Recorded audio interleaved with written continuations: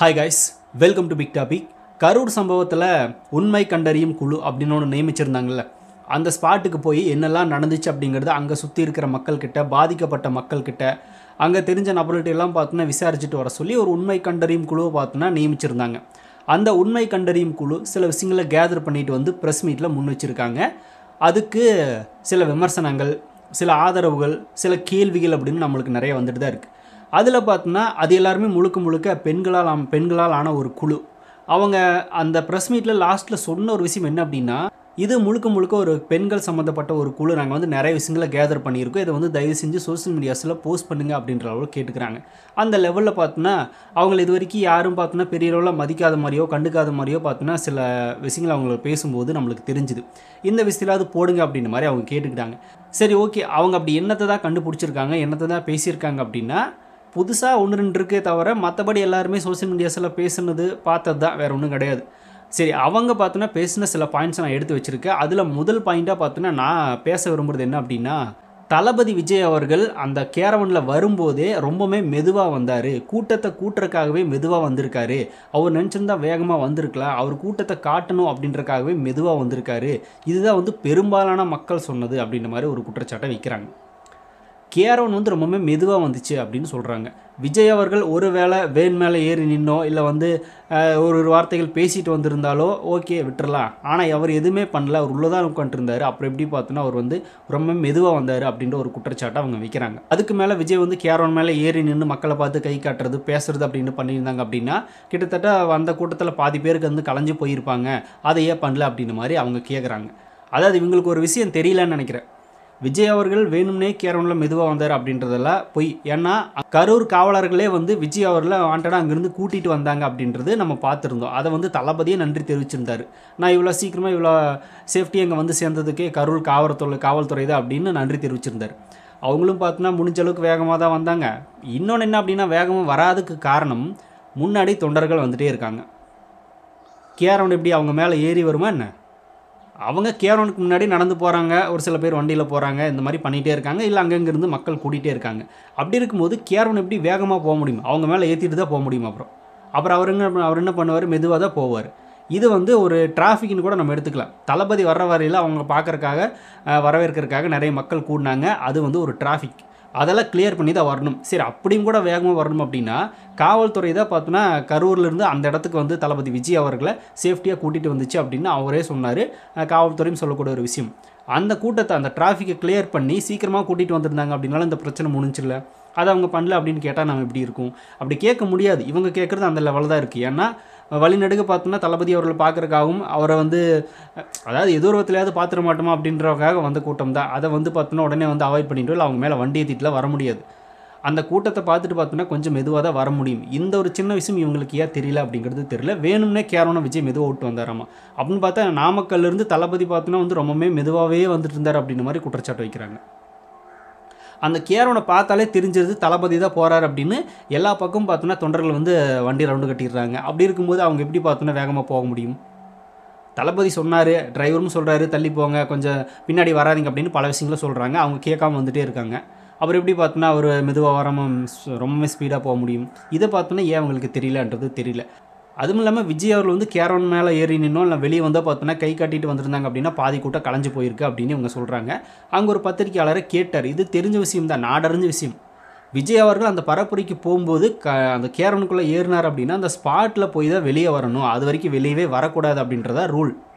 அப்படியோட rule போட்டு தான் பார்த்தோன்னா பர்மிஷனே கொடுத்துருந்தாங்க காவல்துறை. அப்படி இருக்கிறப்ப விஜய் எப்படி வெளியே வர முடியும்?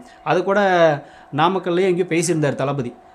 இவ்வளோதான் கை தூக்கணும், இவ்வளோதான் பார்க்கணும், வெளியே வரக்கூடாது, பேசக்கூடாது அப்படின்லாம் ரூல்ஸ் போட்டிருக்காங்க அப்படின்ற மாதிரி தளபதி பேசியிருந்தார். அந்த லெவலில் தான் தளபதிக்கு ரூல்ஸ் கொடுக்கப்பட்டிருக்கு. அப்படி இருக்கிறப்ப அவர் எப்படி பார்த்தோன்னா கேரவன் மேலே ஏறி நிற்க முடியும், அவங்கள வந்து சந்திக்க முடியும், பேச முடியும்? இது நம்மளே கேட்டிருந்தோம், நம்மளே பல வீடியோக்கள் அதை பேசியிருக்கோம். விஜய் அவர்களுக்கு ஒரு வேளை வந்து கேரவனில் மேலே ஏறி நின்று மக்களை கை காட்டுறது, பேசுகிற மாதிரி இருந்துச்சுன்னா கூட தளபதி பார்த்துட்டு அப்படியே பாதி கூட்டம் கலைஞ்சு போயிருக்கும். தளபதி பார்க்கணும் அப்படின்றக்காகவே அந்த கேரவன் பின்னாடியே வந்து எப்படி இருந்தாலும் தளபதி அந்த பேசுகிற இடத்துல தான் போய் வெளியவே வருவார் அப்படின்னா அங்கேயே போய் பார்த்துட்டு போயிடலாம் அப்படின்னு அவர் பின்னாடியே தான் வரதான் செய்வாங்க. அதனால தான் கூட்டம் கூடும். அதனால் விஜய் அவர்கள் பார்த்தோன்னா வெளியே வந்து நின்று வர வழியிலே ரோட் ஷோன்ற மாதிரி பார்த்தோன்னா ஒரு ஷோ நடத்தி தளபதி மேலே ஏறி நின்று பார்த்தோன்னா ஃபேன்ஸை பார்த்துருந்தாங்க அப்படின்னா சில பேர் அப்படியே பார்த்துட்டு அப்படியே கலைஞ்சு போயிருப்பாங்க, இந்த கூட்டம் அதிகளவில் வந்திருக்காது அப்படின்னு நம்மளும் பேசி தான் இருக்கோம். இவங்களும் பார்த்தோன்னா அதையே தான் பேசுகிறாங்க. ஆனால் அதுக்கு காவல்துறை பார்த்தோன்னா அனுமதி கொடுக்கல அப்படின்றது தெரியாமல் பேசிகிட்டு இருக்காங்க. இது உண்மை கண்டறியும் குழுவுக்கு இது தெரியாதா அப்படின்றது நம்மளோட வைக்கக்கூடிய ஒரு கேள்வி. அப்புறம் உளவுத்துறை மேலேயுமே காவல்துறை மேலேயுமே பார்த்தோன்னா 2 குற்றச்சாட்டுகளை வச்சுருந்தாங்க இந்த உண்மை கண்டறியும் குழு. அது ஒரு விதத்தில் நான் பாராட்டுறேன். ஏன் அப்படின்னா இவ்வளோ கூட்டம் தான் வரும் அப்படிங்கிறது இந்த இடத்துக்கு நீங்கள் எப்படி கெஸ் பண்ணீங்க, அந்த ரிப்போர்ட் வந்து நீங்கள் ஏன் எடுக்க மறந்தீங்க, இது வந்து ஒரு சனிக்கிழமை நாள், நிறைய பேர் பார்த்தோன்னா லீவு, அதாவது நிறைய பேருக்கு விடுமுறையான நாட்கள், சில பேர் வந்து பார்த்தோன்னா விடுமுறையான நாட்களில் கூட்டம் அங்கே அதிகமாக வருவாங்க. 10,000ன்றது கேட்டிருந்தாலும் அதிக லெவலில் அங்கே மக்கள் வருவாங்க. அதுவும் விஜய் அப்படிங்கிற ஒரு நபருக்கு பார்த்தோன்னா இவ்வளோ பேர் தான் வருவாங்க அப்படின்றத எப்படி ரிப்போர்ட் பண்ணீங்க, எப்படி பார்த்தோன்னா நீங்கள் இந்த இடத்த கொடுக்க அனுமதிச்சிங்க, அது சனிக்கிழமை நாளன்னைக்கு, அதனால் இதை பார்த்தோன்னா ஒரு குற்றச்சாட்டாக வைக்கிற அப்படின்ற மாதிரி ஒரு அம்மா சொல்லியிருந்தாங்க. பாராட்டத்தக்கது. இதுதான் நம்மளும் சொல்கிறோம். அட்லீஸ்ட் நீங்களாவது பார்த்தோன்னா உளவுத்துறை மேலே ஒரு குற்றச்சாட்டு வச்சிங்களே அப்படின்றது ஓரளவுக்கு சந்தோஷமாக தான் இருக்குது. ஏன்னா திமுக ஓபிகளாகட்டும், இந்த நீதிபதிகள் உங்களை நியமிச்சாங்களே அந்த நீதிபதிகளே கூட பார்த்தோன்னா அதை பற்றி பேச மாட்டாங்க, நீங்கள் பேசியிருக்கீங்க அப்படின்றதுக்கு உண்டான ரொம்ப கேட்கும்போது ஓரளவுக்கு சந்தோஷமாக இருந்துச்சு. ஓகேப்பா, நம்ம சைட்லேருந்து ஒரு பாயிண்ட்டை முன் வச்சுருக்காங்க அப்படின்னு. ஓகே, அதுக்கப்புறமா காவல்துறை சைடு என்ன குற்றச்சாட்டு வச்சுருக்காங்க அப்படின்னா, இந்த வேலுச்சாமிபுரத்தை நீங்கள் எப்படி பார்த்தோன்னா கொடுக்கலாம் அப்படின்னு கேட்டதுக்கு அவங்க சொன்னாங்க, இங்கே வந்து வாகனங்கள் அதிகமாக நிறுத்தக்கூடிய இடமா இருக்குது அப்படின்றதுனால வச்சோம் அப்படின்னு அவங்க சொல்கிறாங்களாமா. வாகனங்கள் நிறுத்தக்கூடிய இடமா இருந்தாலும் சந்து பந்துலலாம் பார்த்தோன்னா வாகனங்கள் நின்றுடுச்சு, அங்கே மக்கள் வந்து நிற்க முடியல. இப்படி இருக்கிறப்ப இந்த இடத்த வந்து எப்படி கொடுக்கல அப்படின்னு இவங்க கேட்குறாங்க. அது வந்து எங்களுக்கு ஏற்புடையதாக இல்லை, இந்த மக்கள் பார்த்தோன்னா இந்த இடத்துல கூடுறதுக்கு இது சரியான இடம் கிடையாது அப்படின்றதும் அவங்களே சொல்கிறாங்க. இதில் முக்கியமான விஷயம் என்ன அப்படின்னா, காவல்துறை 27,000 பேர் அப்படின்னு சொல்லியிருந்தாங்க. நம்ம சைடு கேட்கப்பட்டது 10,000 பேர், அவங்க கூடுனது 27,000 பேர் அப்படின்னு காவல்துறை சொன்னாங்க. இப்போ இவங்க என்ன சொல்கிறாங்க அப்படின்னா 30,000 பேர் இந்த இடத்துல கூடியிருக்காங்க, தளபதி அங்கே வந்து நிற்கும் போது 30,000 பேர் கூடியிருக்காங்க அப்படின்றது இவங்களோட கணக்குப்படி இவங்க சொல்கிறாங்க. மெயின் குற்றச்சாட்டே அவங்க என்ன சொல்கிறாங்க அப்படின்னா, விஜய் வர வரைக்கும் அங்கே போலீஸ் காவலர்கள் யாருமே கிடையாது, விஜய் வந்ததுக்கு அப்புறமா தான் அங்கே காவலர்களே வந்திருக்காங்க, இது வந்து ஒரு குற்றச்சாட்டாக நாங்கள் வைக்கிறோம் அப்படின்றதும் அவங்க சொல்லியிருக்காங்க. இதுலேருந்தே நம்மளுக்கு பல சந்தேகம் வருது. விஜய் வர வரைக்கும் அந்த கூட்டத்தில் பார்த்தோன்னா போலீஸே இல்லை அப்படின்றத அங்கே இருக்கிற நிறைய பேர் சொல்லி கேட்டாங்களாமா. அதுதான் இவங்களும் ஒரு குற்றச்சாட்டாக வைக்கிறாங்கன்னு சொல்கிறாங்க. இப்போ நம்மளும் அதை தான் ஆரம்பத்துலேருந்தே கேட்டிருக்கோம். 27,000 பேர் உள்ளே வந்துட்டாங்க அப்படின்னு தெரிஞ்ச உடனே அங்கிருந்த காவலர்கள் அவங்க எல்லாருமே பார்த்தோன்னா பாதி பேரை வெளியே அனுப்பியிருக்கலாமே, இல்லை அப்படின்னா அந்த கூட்டத்துக்குள்ளே கூட முடியாமல் தடுத்துருக்கலாமே. 600 காவலர்கள் அப்படின்னு சிஎம் தானே சொல்லியிருக்காரு, 500 காவலர்கள் அப்படின்னு டிஜிபி தானே சொல்லியிருக்காரு. அப்படி இருக்கும்போது அதை சுற்றி இருந்திருந்தாங்க அப்படின்னா இத்தனை பேர் கூடுறதுக்கு அலோவ் பண்ணாமல் விட்டுருக்கணும். அப்படின்னா உள்ள எல்லாருமே இத்தனை பேர் புகுந்தது காரணமே அங்கே காவல்துறை இல்லை, அதனால தான் பார்த்தோன்னா அதை கட்டுப்படுத்த முடியல அப்படின்றது இந்த இடத்துல நம்மளுக்கு தெளிவாகுது. அவங்க இருந்திருந்தாங்க அப்படின்னா இவ்வளோ கூட்டத்தை உள்ளே விட்டுருக்காமல் தடுத்துருக்கலாம். ஏன்னா 10,000 பேர் கூடுற ஒரு இடத்துல பார்த்தோன்னா 20,000 பேர் வந்ததே பெருசு. ஆனால் அதுக்கு மேலே கூட்டிகிட்டே இருக்காங்களே அப்படின்போது அவங்க தடுத்து நிறுத்தியிருந்தாங்க அப்படின்னா அந்த பிரச்சனை நடந்திருக்காது அப்படின்றது இவங்க சொல்கிற இந்த விஷயத்து மூலமாக இன்னொரு டைம் நம்ம கன்ஃபார்ம் பண்ணலாம் ஆணித்தனமாக. அதுவும் இல்லாமல் இந்த இடத்துக்கு வந்து பர்மிஷனே கொடுத்துருக்கூடாது, 10,000 பேர் தான் வருவாங்க அப்படின்னு சொல்லும் போதும் 20,000 பேராது இங்கே வருவாங்க அப்படின்னு நீங்கள் கெஸ் பண்ணியிருந்தாலும் இந்த இடத்த மறுத்துருக்கணும், இதை நீங்கள் கொடுத்துருக்கவே கூடாது அப்படின்ற லெவலில் அவங்களும் ஒரு கேள்வியை முன் வச்சாங்க. பார்க்கும்போது ரொம்ப ஹாப்பியாக இருந்துச்சு. நம்ம பேசுகிறது இவங்களாவது பேசுகிறாங்களே அப்படின்ற மாதிரி ஒரு ஃபீல் வந்துச்சு. இவங்க சில விஷயங்களை வந்து தளபதிக்கு ஆப்போசிட்டாக தான் பேசியிருக்காங்க, பட் நம்ம என்ன நினைக்கிறோமோ, நம்ம என்ன சில விஷயங்களை பேசுகிறோமோ அது இவங்களும் பேசியிருக்காங்க அப்படின்னும் போது ஓரளவுக்கு ஃபுல்ஃபில்லாக தான் இருக்குது.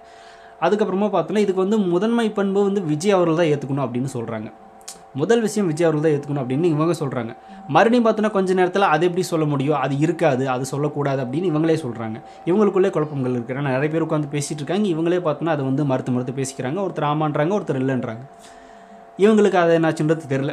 அப்புறம் விஜய் வந்து தாமதமாக வந்ததுக்கு தான் இது காரணம் அப்படின்னு அவங்க சொல்கிறாங்க. ஆனால் விஜய் அவர்கள் இதுக்கு முன்னாடி நடந்த 5 இடங்களுமே பார்த்தோன்னா தாமதமாக தான் போயிருக்காரு. அப்போவே பார்த்தோன்னா அதை தடுத்து நிறுத்தி வந்து அரெஸ்ட் பண்ணியிருக்கணும். இப்போ இங்கே வந்தார் அப்படின்னா அதையும் தடுத்து நிறுத்தி இருக்கணும்ல அப்படின்ற மாதிரி ப்ரெஸ்ஸில் ஒரு கேள்வி கேட்டாங்க. நியாயமான ஒரு கேள்வி. தாமதமாகவே வந்திருந்தாலும் சோசியல் மீடியாஸ்லாம் பார்த்தோன்னா வந்து இங்கே வந்துட்டார் விஜய், இந்த இடத்துல பேசிகிட்டு இருக்காரு, இந்த இடத்துல வர்றாரு, ட்விட்டரில் வந்து ஆனந்த் அவர்கள் பார்த்தோன்னா போஸ்ட் பண்ணுறாரு அப்படின்றதெல்லாம் தெரிஞ்சுதான் மக்கள் பார்த்தோன்னா கூட்டிட்டாங்க அப்படின்னு இவங்க சொன்னாங்க. அதுக்கு நம்ம என்ன சொல்கிறோம் அப்படின்னா, news channels Bussy Anand tweet போடுறதை விட்டுருங்க, அது விஜய் தொண்டர்கள் கட்சி முக்கிய நிர்வாகிகள் பார்ப்பாங்களே தவிர பொதுமக்களால் பெரிய லெவலில் தெரியாது. ஆனால் எங்கே பார்த்தோன்னா பொதுமக்கள் அதிகமாக நோட் பண்ணிகிட்டு இருந்தாங்க அப்படின்னா நியூஸ் சேனல்ஸ்.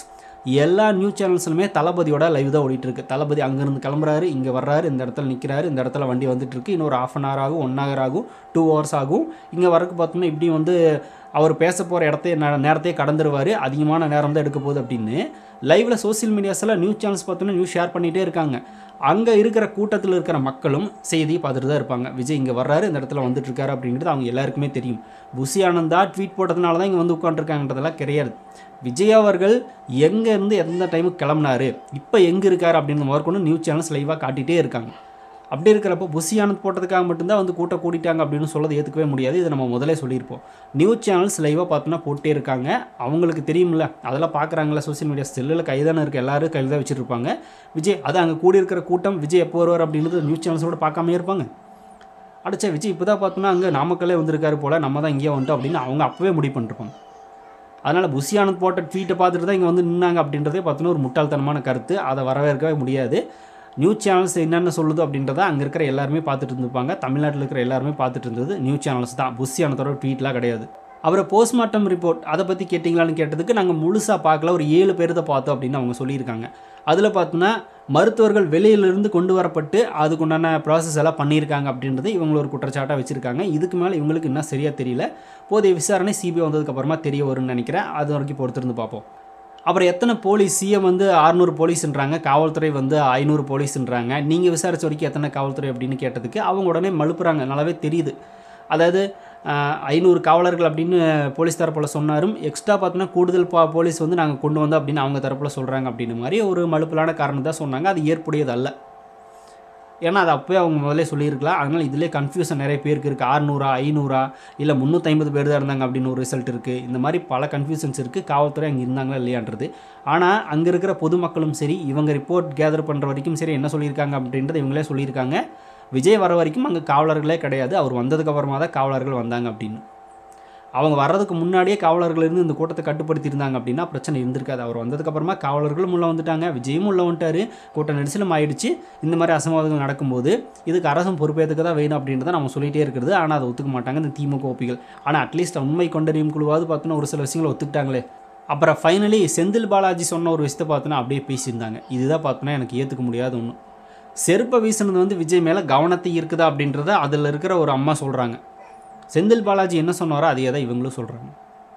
இது எப்படி பார்த்தோன்னா சரியான ஒரு வாதமாக இருக்கும். இது வந்து ஒரு இடத்துல இருந்து ஒருத்தர் செருப்பு வீசியிருந்தால் ஓகே. ரவுண்டில் சுற்றி இருக்கிற நபர்கள் எல்லாம் பார்த்தோன்னா கிட்டத்தட்ட ஒரு 2-3 செருப்பு அப்படின்னு தான் வீசிகிட்டே இருக்காங்க. எல்லாருமே பார்த்தோன்னா கவனத்தை இருக்க செருப்பு வீசியிருப்பாங்களா? வீசியிருக்க வாய்ப்பே இல்லை. ஸோ அதனால் இது வந்து அதுவும் பார்த்தோன்னா ஒருத்தர் வந்து செருப்பு எடுத்து வீசின வீடியோலாம் சோசியல் மீடியாஸில் வைரல் ஆயிடுச்சு, நம்ம பார்த்தோம்ல. அவர் ஃப்ரீயாக நின்றுருக்கிறாரு, அந்த இடத்துல எந்த ஒரு கூட்ட நெரிசலும் கிடையாது.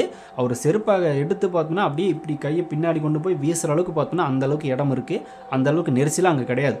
அவர் வேணும்னே தான் அந்த செருப்பு வீசுகிறாரு அப்படின்றது ரொம்பவே கிளியராக தெரியுது. வீடியோ ஆதாரத்தோடு நம்ம சொல்லியாச்சு. ஆனால் கவனத்தை இருக்குதா செருப்பு வீசுகிறாங்க அப்படின்றது இவங்களும் பார்த்தோன்னா இந்த இடத்துல சொல்கிறது இது வந்து உண்மையாக இருக்காது, இது ஏற்புடையதல்ல அப்படின்றதான் நம்மளுடைய கருத்தும். இதை வந்து இன்னும் தீர விசாரிக்கணும். இவங்களோட விசாரணை இதோட முடிஞ்சிருச்சான்றது கிடையாது. இவங்க இந்த விசாரணையை மேற்கொண்டு சில விஷயங்களை பார்த்தோன்னா எடுத்திருக்காங்க, அதை வந்து சப்மிட் பண்ணுவாங்க. இனி இதன் அடிப்படையில் பார்த்தோன்னா சிபிஐ விசாரணை பண்ண போகிறாங்க. இன்னும் விசாரணைகள் நடக்கதா போகுது. இது எங்கே போய் முடிய போகுது, என்ன மாதிரியான நம்ம எதிர்பார்த்த மாதிரி பார்த்தோன்னா சதியா இல்லை வந்து விபத்தா, அப்படியே விபத்து இருந்தாலும் அரசாங்கம் காரணம் இல்லையா, காரணம் இருக்கான்றதெல்லாம் இனிமேல் தான் வெளியே தெரிய போகுது. பொறுத்திருந்து பார்ப்போம். ஸோ இவங்க பேசின சில விஷயங்களில் பார்த்தீங்கன்னா முரண்பாடும் இருக்குது, சில விஷயங்கள் ஏற்புடையதாகவும் இருக்குது அப்படின்றதுல மாற்றம் இல்லை. ஸோ இவங்க பேசின விஷயங்களை நீங்கள் எப்படி பார்க்குறீங்க அப்படிங்கிறத கமெண்ட்டில் ஷேர் பண்ணுங்கள். அப்படி பிக் டாபிக் சேனல் யாராவது சப்ஸ்கிரைப் பண்ணாமல் இருந்தால் மறக்காமல் சப்ஸ்கிரைப் பண்ணிக்கோங்க. நிறைய big topics, political news, trending news, cinema updates அப்படின்னு நிறைய நம்ம சேனலில் திறந்து வரப்போகுது.